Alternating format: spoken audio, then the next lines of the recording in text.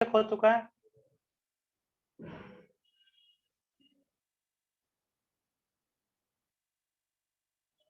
कितने तक कर चुके हैं?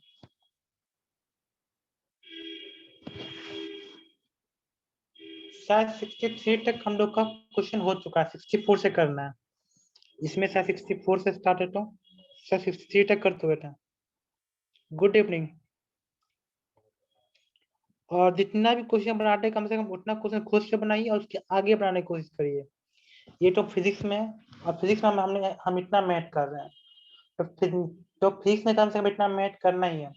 और केमिस्ट्री और बायोलॉजी को भी छोड़ना नहीं है। जिसका बायोलॉजी है, जिसका मैथ है, मैथ करेगा। ओके, क्योंकि मेन स्कोरिंग सब्जेक्ट जो होता है वो बायोलॉजी ही होता है। अगर सेम नंबर होगा तो आपका बायोलॉजी का मार्क्स पे डिसाइड होगा कि आपका रैंक आगे होगा कि पीछे होगा। ओके, तो बायोलॉजी में तो अच्छा नंबर चाहिए चाहिए, और फिजिक्स में चाहिए आपको सिलेक्शन के लिए। ओके, और स्कोरिंग सब्जेक्ट होता है वो बायोलॉजी ही होता है, तो बायोलॉजी पे पूरा ध्यान देना है।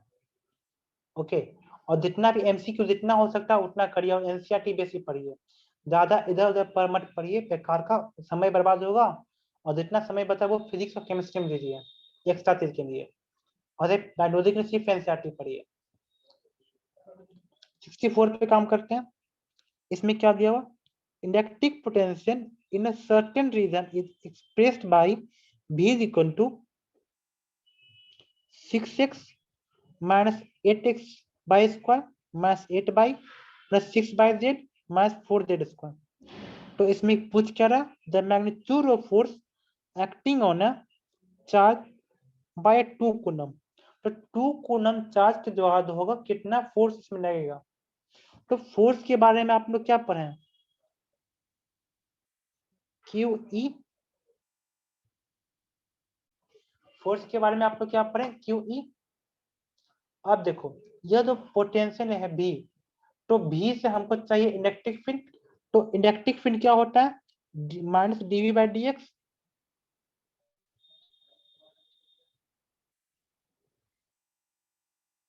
ओके, तो इसको डिफरेंशिएट करो।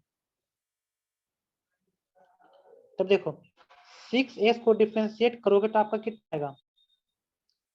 तो 6x, तब पहले मैथ बाहर कर दो। 6x का 6 आ गया, minus 8x by square. Okay, तो इसके लिए हमको क्या करना होगा?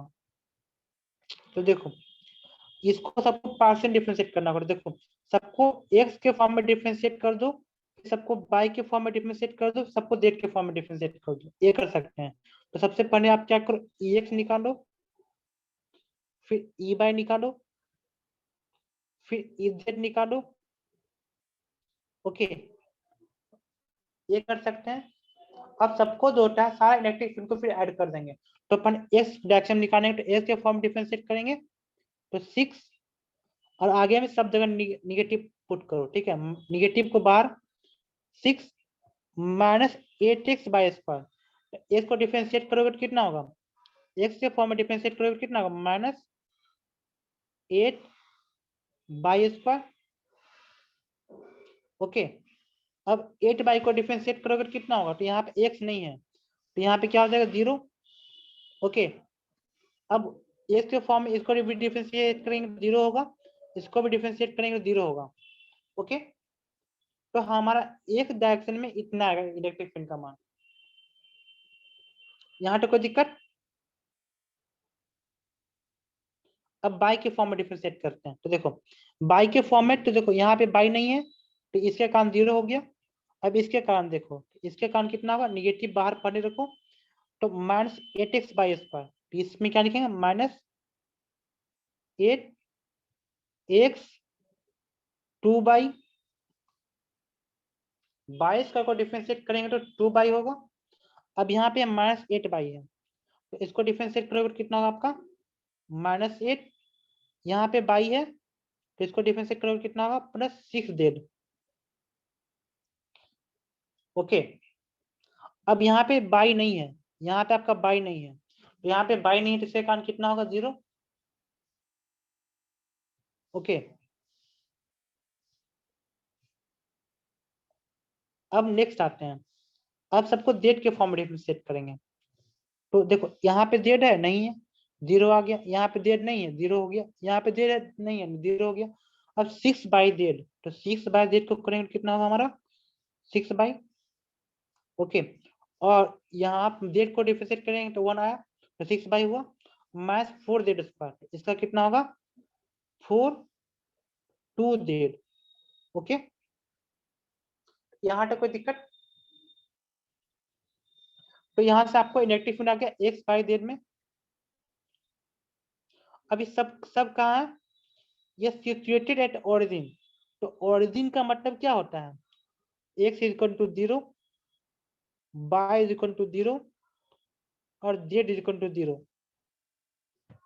ओरिजिन उसी को ना कहेंगे, क्वेश्चन से हम पकड़ा गया। अब देखो जहां जहां पे x/z है वहां पे 0 पुट करो, करो पुट। तो यहाँ पे y का मान 0 पुट करेंगे तो कितना होगा, माइनस पढ़ने से था और 6, समझ में? इसका मान कितना होगा, जहां पे x/z है उसका मान 0 पुट करो, इसका मान 0 और इसका मान 0, ओके। तो आपके पास कितना है 6 न्यूटन पर कूलम, ये आपका इलेक्ट्रिक फील्ड आ गया। अब इसको क्या कर, किससे गुना कर दो 2 से, तो 6 दूनी 12, इतने आएगा ना।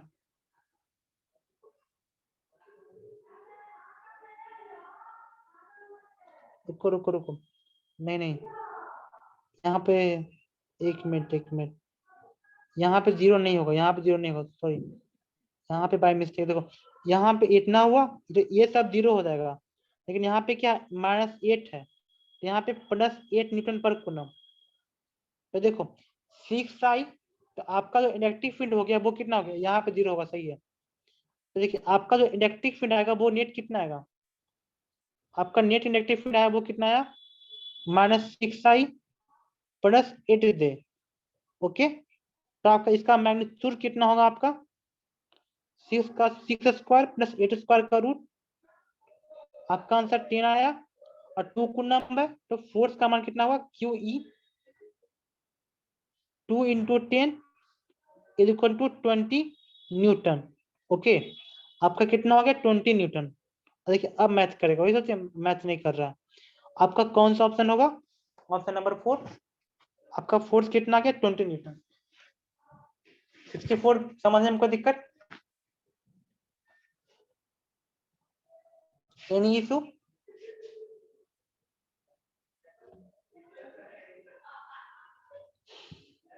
आगे बढ़ते हैं 65।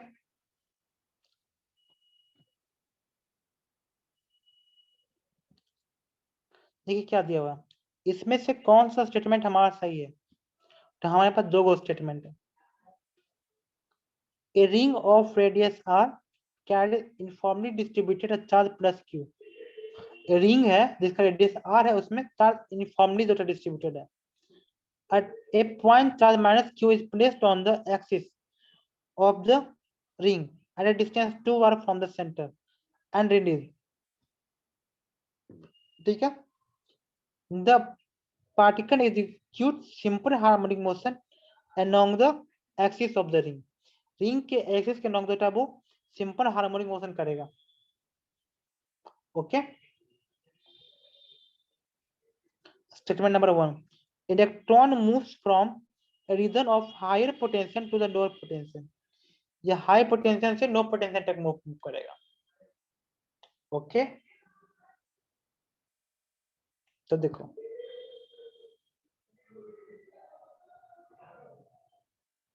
तो इसमें से कौन सा स्टेटमेंट हमारा सही है, तब देखो तो इसमें से कौन सा स्टेटमेंट हमारा सही है, कैसे पकड़ेंगे। और स्टेटमेंट समझ में आया आप लोग को, इसको पकड़ना है। देखो सबसे पहले देखो, अगर हम कोई रिंग है इस पे +q चार्ज है, तो इसका इलेक्ट्रिक फील्ड किधर होगा, इस डायरेक्शन में। और इसका जो है हम एक्सिस पे कोई यहाँ पे चार्ज रख देते हैं -q, तो ये जो -q का जो फोर्स लगेगा वो किधर लगेगा, इलेक्ट्रिक फील्ड की अपोजिट डायरेक्शन में, ओके। तब ये हाई पोटेंशियल से लो पोटेंशियल की तरफ मूव करेगा कि low potential to high potential move करेगा, जब हमारा फोर्स इलेक्ट्रिक फील्ड के अपोजिट डायरेक्शन में लग रहा है तो इलेक्ट्रॉन जो है वो मूव करेगा किधर, लो पोटेंशियल से हाई पोटेंशियल की तरफ। तो हमारा statement number 2 is wrong. Okay, अब देखो फर्स्ट स्टेटमेंट की बात करते हैं। तो देखो अगर कोई भी चार्ज को यहाँ पे माइनस क्यू है, यहाँ पे प्लस क्यू है, तो जब माइनस क्यू को हम थोड़ा सा हम प्लस क्यू की तरफ लेके जाएंगे तो वो क्या करेगा, अट्रैक्ट करेगा या रिपेल करेगा, अट्रैक्ट करेगा। अगर एक बार वो अट्रैक्ट कर लिया तो क्या फिर इसको रिपेल कर पाएगा, नहीं कर पाएगा। तो यहाँ पे रिपल्सन नहीं हुआ, तो यह सिंपल एसएसएम एसएसएम नहीं करेगा, क्योंकि एसएसएम में क्या होता है कि एक पॉइंट के चारों तरफ जो होता है ऑब्जेक्ट एक्सट्रीम पोजीशन पे जाता है, एक्सट्रीम से मीन पोजीशन पे आता है, मीन से एक्सट्रीम, एक्सट्रीम से मीन, ये हमेशा होना चाहिए, जो कि इस कंडीशन में नहीं होगा। क्योंकि अगर माइनस क्यू चार्ज को थोड़ा सा भी हम इधर इधर लेके आएंगे तो ये प्लस क्यू चार्ज को अट्रैक्ट करेगा, क्योंकि अपोजिट नेचर का चार्ज क्या करेगा, हमेशा एक दूसरे को अट्रैक्ट करता है, तो ये एक दूसरे को अट्रैक्ट करेगा। तो ये तंटे एक अट्रैक्ट होने के बाद ये दोबारा अपने पोजीशन पे नहीं जा पाएगा। ओके, कोई और फोर्स नहीं है जो इसको वहां पे लेके जाए, तो इसलिए यहाँ पे क्या होगा, it does not show any exception। तो इसका कौन सा होगा, none of them।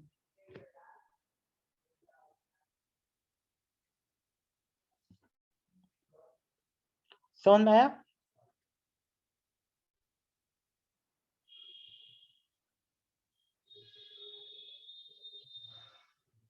समझ में आया जी? आगे बढ़े हैं।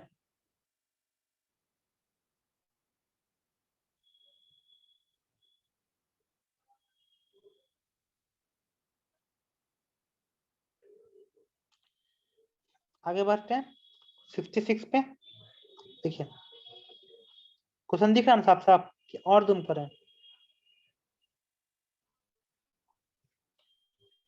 ये क्या लिखा हुआ है, two conducting sphere of radii r1 and r2 have the same electric field near their surface। okay, the ratio of their electric potential।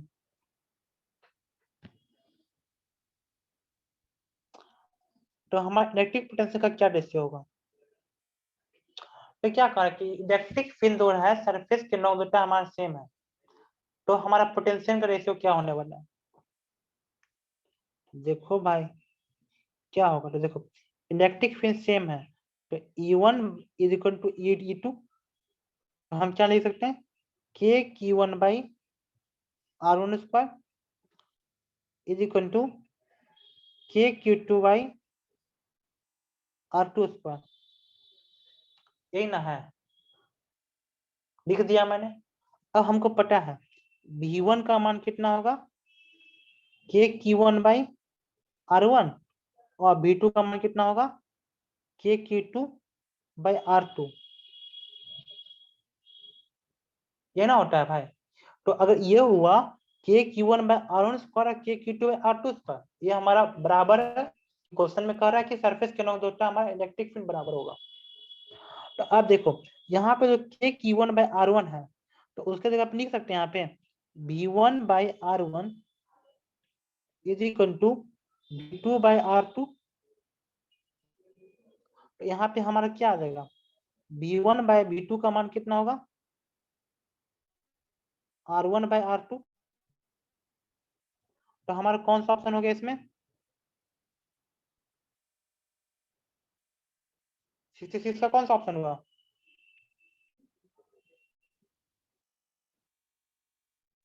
Option number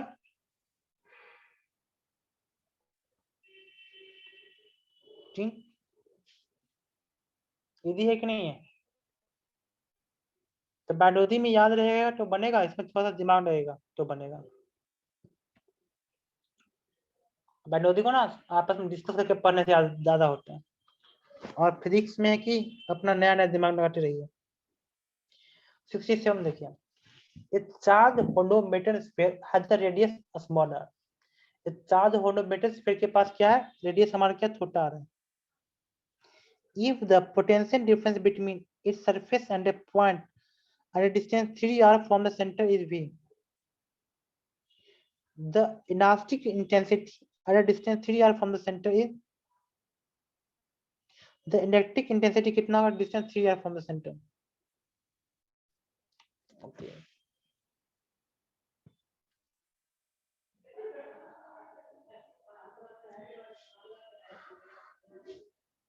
क्या क्या लिखा है इसमें, ये हॉर्नोमेटन स्फीयर है, ठीक है। Radius R, if the potential difference between its surface and a point at distance 3r from the center b, okay. तो देखो एक हॉर्नोस्फीयर है, इसका रेडियस r है, तो सरफेस का पोटेंशियल और जो है सरफेस से दूर का 3r से दूर का पोटेंशियल, ओके। दोनों के बीच का जो डिफरेंस है वो हमारा b है। The inductive intensity at A 3r from the centre बिंदु b, तो हमारा इंडक्टिव इंटेंसिटी कितना होगा, ओके। इंडक्टिव इंटेंसिटी कितना होगा 3r, ओके। यह क्वेश्चन है, तो देखो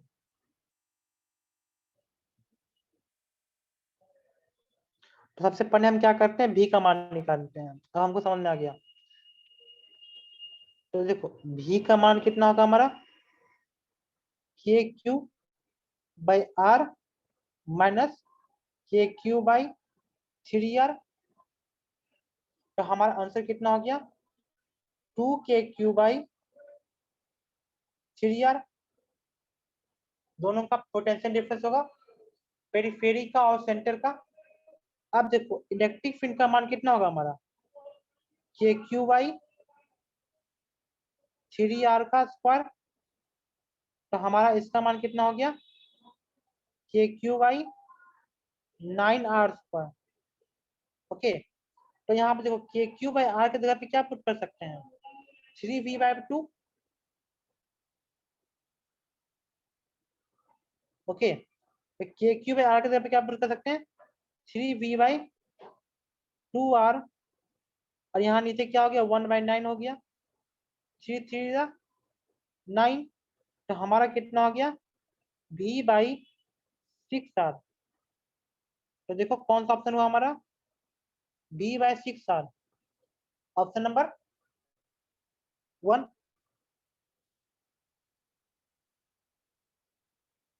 ओके।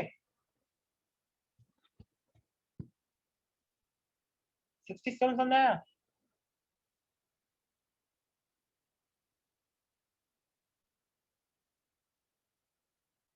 अपूर्व, हेमंत, कशिश,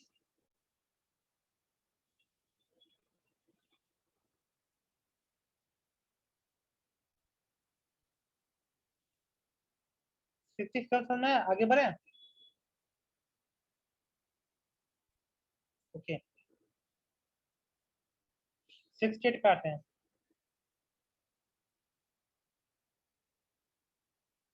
देखो the variation of potential with a distance x from the fixed point as shown in a figure, एक फिक्स पॉइंट से पोटेंशियल ग्राफ इस तरह दिया हुआ है, तो electric field at x equal to 13 metre, तो 13 मीटर पे हमारा इलेक्ट्रिक फील्ड का मान कितना होगा, ओके। तो 13 मीटर मतलब 13 मीटर, तो यहाँ पे जो हुआ ये होगा हमारा, तो यहाँ पे इलेक्ट्रिक फील्ड का मान कितना होगा, तब देखो इलेक्ट्रिक फील्ड कितना हुआ -dv/dr,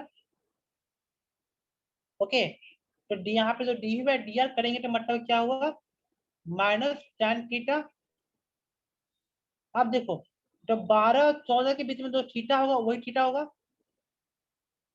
ये हुआ हमारा थीटा, ओके।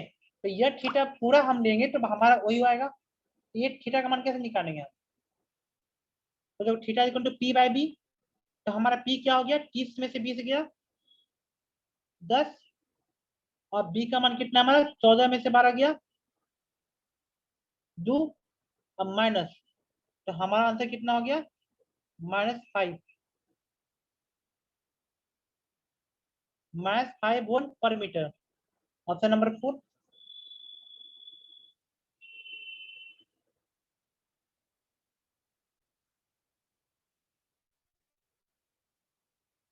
68 कंप्लीटेड, 69 पे आते हैं।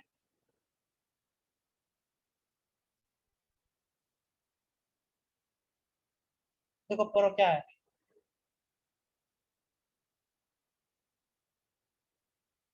list one give certain situation in which electric field is represented by the electric line of force in the xy plane. xy plane में जो होता है इलेक्ट्रिक फील्ड का मान दिया हुआ है.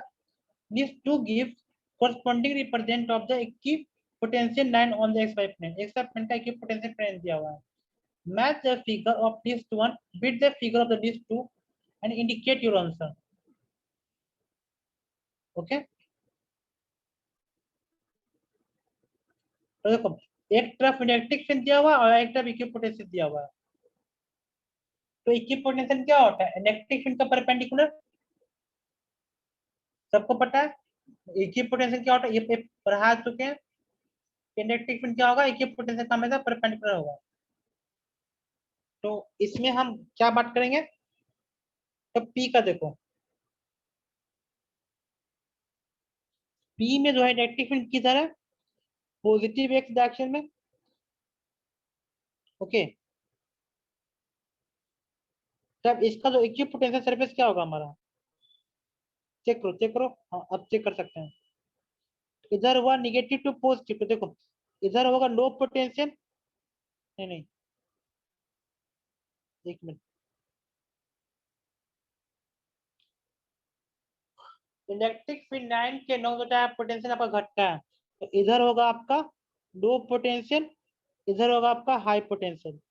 ओके. तो लो पोटेंशियल, हाई पोटेंशियल और इसका परपेंडिकुलर होगा आपका इक्विपोटेंशियल. तो पी का कौन सा होगा? 4. क्यू का देखो इधर होगा आपका हाई पोटेंशियल, इधर होगा आपका लो पोटेंशियल. ओके. तो इसका कौन सा है?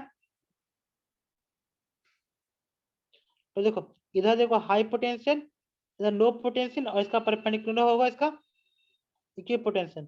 तो क्यू का 3, पी का 4, क्यू का 3.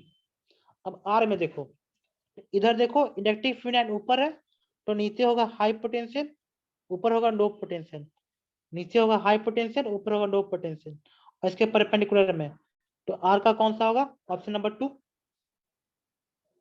ऑप्शन नंबर क्वेश्चन नंबर इसमें देखिए, ये होगा आपका हाई पोटेंशियल, ये होगा लो पोटेंशियल, क्योंकि इलेक्ट्रिक फील्ड के लाइन में जो होता है पोटेंशियल आपका घटता है.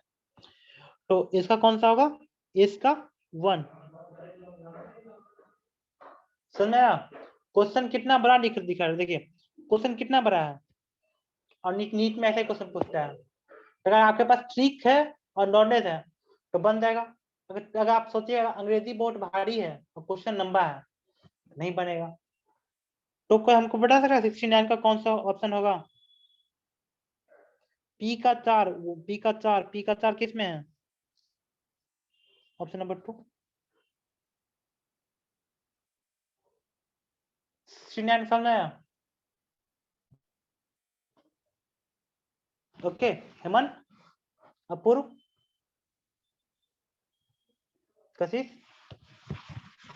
इजी लग रहा है कि नहीं लग रहा है फ्री सब? खत्म हो गया? कितना क्वेश्चन था इसमें? अभी खत्म हो गया, कल से नया चैप्टर स्टार्ट होगा. खत्म ही हो गया तो और कहाँ चैप्टर? इसमें इतना क्वेश्चन है.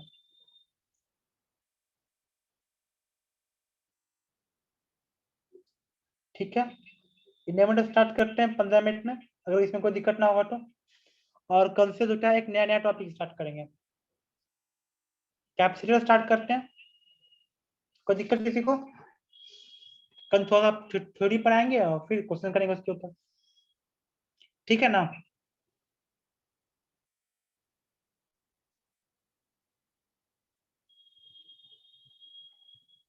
ओके ठीक है.